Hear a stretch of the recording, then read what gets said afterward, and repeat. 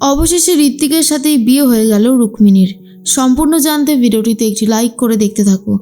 গল্পের শুরুতেই দেখা যায় রুক্মিণীর সাথে যেভাবেই হোক বিয়ে দেবে ঋত্বিকের, আর সেই চেষ্টাই করে যাচ্ছে পারুল চেষ্টা করে যাচ্ছে যেভাবেই হোক আজ ঋত্বিকের সাথে বিয়ের মণ্ডপে বিয়ে হবে রুক্মিণীর। এর মাঝখানেই দেখা যায় ঋত্বিককে তো বিয়ের আসরে নিয়ে যাওয়া হয়েছে। মন্ত্র পড়তে থাকে আর বারবার চোখ রাখতে থাকে কখন আসবে রুক্মিণী। এর মাঝখানে দেখা যায় টগর আর শিরিন দুজন মিলে চলে গেছিল জিনিয়ার সাথে দেখা করতে, আর ঠিক সেই মুহূর্তেই পারুল তাদের নাকে এমনভাবে স্প্রে করে দেয় তারা দুজনাই অজ্ঞান হয়ে পড়ে যায়। এরপর পারুল বলে, যা করার আমাদেরকে তাড়াতাড়ি করতে হবে। ঠিক সেই মুহূর্তেই তখন রুক্মিণী বলে, আচ্ছা পারুল, এতজনার চোখ তুমি আড়াল করবে কি করে? আমার কিন্তু খুব ভয় লাগছে। পারুল বলে, জানি তো, এটা তো আর সহজ সাধারণ কোনো ব্যাপার না, যথেষ্ট কঠিন একটা ব্যাপার। তুমি চিন্তা করো না, আমরা সবাই আছি তো, ব্যাপারটা ঠিক ম্যানেজ করার চেষ্টা করব। এর মাঝখানে দেখা যায় পারুল কথা বলতে থাকে রুক্মিণীর সাথে আর পান পাতাটা ধরিয়ে দেয়। তখনই চলে এসেছে সান্যাল বাড়ির এক সদস্য আর বলে, চলো বিয়ের মণ্ডপে নিয়ে যেতে হবে, ঠাকুরমশাই বিয়ের কনেকে নিয়ে যেতে বলেছে। ঠিক তখনই পারুল ভাবে, যা করার এবারে বুঝে শুনে করতে হবে, আর কোনো রিস্ক নিলে হবে না, তাহলে অনেক বেশি গণ্ডগোল হয়ে যেতে পারে। তাই পান পাতাটা কোনোভাবেই সরাতে চায় না রুক্মিণী। এরপরেই সেই সান্যাল বাড়ির সদস্য বলে, এ কি, এখনই পান পাতা দেওয়ার কি আছে? পান পাতাটা সরাও, তোমাকে দেখি কেমন সুন্দর সাজিয়েছে। কিন্তু কোনোভাবেই পান পাতা সরাতে দেয় না পারুল, আর বলে, না না, এখন কেন সরাবে, একেবারে বিয়ের মণ্ডপে সরাবে, এখন না, দিন এবারে আমাদের বকশিসটা দিন। তখনই সেই মেয়েটা বলে, এখন কিসের বকশিস, আগে বিয়েটা হোক, তারপর ঠিক সময় মতো দিয়ে দেব। এর মধ্যেই রুক্মিণীকে বিয়ের পিঁড়িতে বসানো হয়েছে। কিছুতেই ঋত্বিক এই বিয়েটা করতে চাইছিল না। তার মধ্যেই জ্ঞান ফিরে এসেছে শিরিন টগরের। এরপরেই সেই ঋত্বিকের বোন বলে, আচ্ছা শিরিন দিরা তো এখানে এসেছিল, ওরা কোথায় চলে গেল? ওদেরকে তো কোথাও দেখলাম না।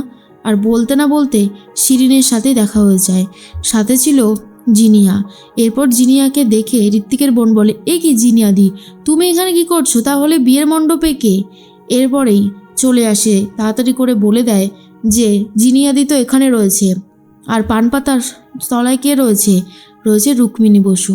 এরপর সবাই দেখে পুরোপুরি অবাক হয়ে যায়।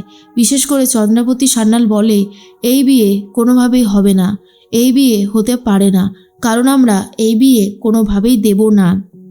তখনই রুক্মিণী ভয় পেয়ে গেছে। ঋত্বিক বলে, আজ এই বিয়ের মণ্ডপে যদি কাউকে বিয়ে করি তাহলে সেটা রুক্মিণী ছাড়া আমি অন্য কাউকে বিয়ে করব না। আর আমি এটা আগেই বলেছিলাম, আমার কথা যদি বিশ্বাস না হয়ে থাকে তাহলে এবারে সেই প্রমাণটা পাওয়া যাক। তখনই পারুল বলে, ঋত্বিক দা, আপনি থামবেন না, আপনি সিঁদুরটা পরিয়ে দিন, মালাটা বদল করুন। এরপর তাড়াতাড়ি করে মালা বদল করতে থাকে। তখনই চন্দ্রাবতী সান্যাল বলে, এত সহজে আমি কোনোভাবেই হাল ছাড়ব না। এরপর নিজের ঘরের থেকে বন্দুকটা বার করে নিয়ে আসে আর বলে, আমি কিন্তু নিজেকে শেষ করে দেব, তাই বলছি দয়া করে এই বিয়ে এখানেই বন্ধ করো, না হলে আমি নিজেকে শেষ করতে আর 2 মিনিটও ভাববো না।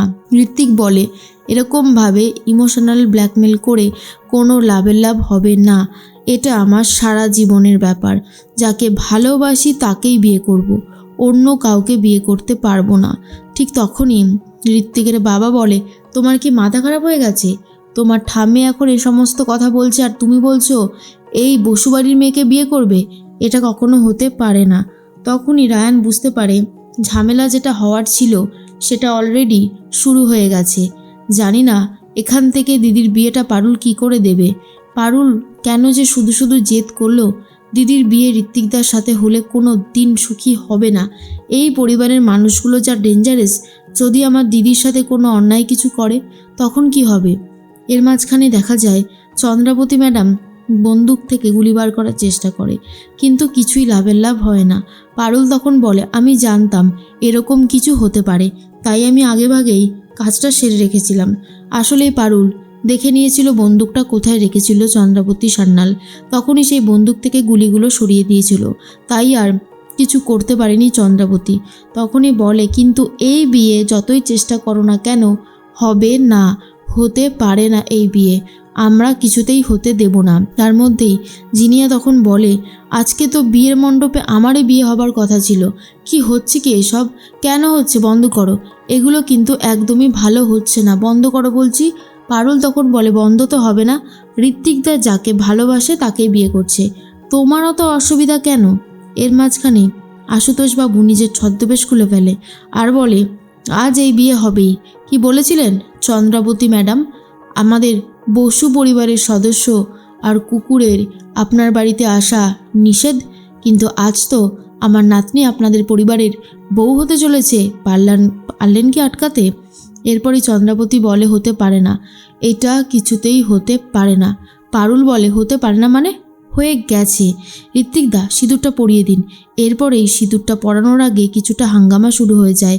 সিঁদুরের যেটা জায়গা ছিল অর্থাৎ ধামাটা বারবার করে সরিয়ে দেওয়া হয়।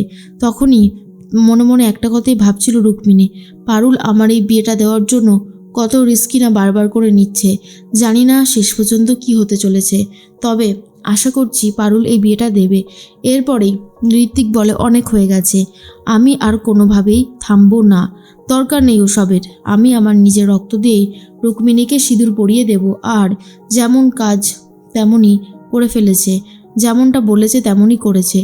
ঋত্বিক নিজের হাত কেটে রুক্মিণীর সিঁথিতে সিঁদুর পরিয়ে দেয় আর বলে, ব্যাস এই বিয়ে সম্পন্ন হয়েছে, আশা করছি আর কোনো রকমের কোনো অসুবিধার কারণ নেই।